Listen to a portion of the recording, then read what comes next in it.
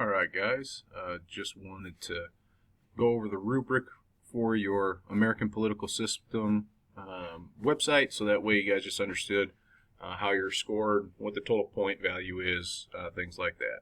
Also, don't forget to refer to the video that was posted earlier today from Mr. Campbell. He was nice enough to put that together for us, so thank him for that. So that way, I think that should do a pretty good job. If you were confused, it is a long video, but hey, when it comes to that, that'll be something that'll very easily kind of walk you through the entire assessment.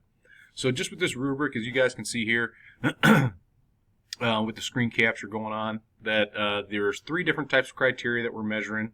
You have historical context, which that is the creating your political identity portion, so that's matches up with that I side with quiz, and then how you take those results and then transfer them over to your web page.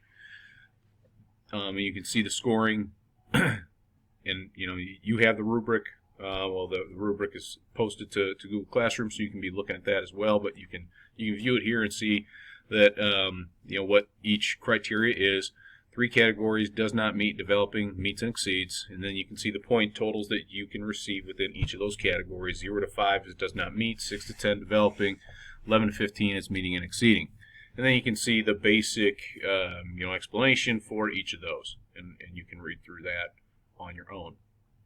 The second criteria is current context. So you're creating like a political party platform. That was that Wednesday assignment that was helping you develop those ideas a little bit, so that way you can create some objectives and some goals that you would want for your particular political party based on that I side with quiz results, right? Just choosing 4 additional issues as opposed to the 3 that you chose that went on the first page. You got to go a little bit further into 4 other issues just to kind of see where you fall from an issue perspective. Okay, and then again, same 3 categories, and you can see exactly what the terminology is as far as what's meet, what constitutes does not meet, what constitutes developing, what constitutes meeting and exceeding the category. Okay. Excuse me. For the last, third and final criteria, this is making connections and strategizing. So this is the portion where you're kind of creating a campaign and an election, or at least a strategy, right? I mean, that's the primary objective there, is to create a strategy. So that's page 3 of your web page. And of course, if you want to make more, if you want to separate campaigns and elections out, or if you want to make more pages, by all means, feel free and do so. I always love it when students take it upon themselves to get a little bit more creative when they get the chance to. So you can see there, again, same terminology, same basic type of language with the does not meet category.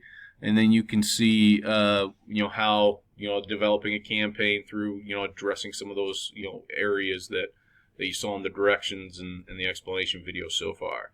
And then, you have an election strategy that is somewhat present, so on and so forth. Okay. Then with the last and final, comments grading, that's where some of those things go. A lot of times I'll enter and type those comments into the actual document that's turned in. So sometimes I might not necessarily fill this out for every individual person, just because, I don't necessarily like toggling in between documents, but I always have this up, at least a printed copy of it up while I'm grading, so I can keep in mind, when I'm scoring the actual categories and then kind of reviewing that final score that I give, I follow that rubric for you guys. If you have any questions, please let me know. Again, reaching me through cell phone, you have that contact information, email, any of those ways, message me, whatever. More than happy to help you guys in any way that I can. So just let me know. Hope everybody's doing well. I'll talk to you guys later.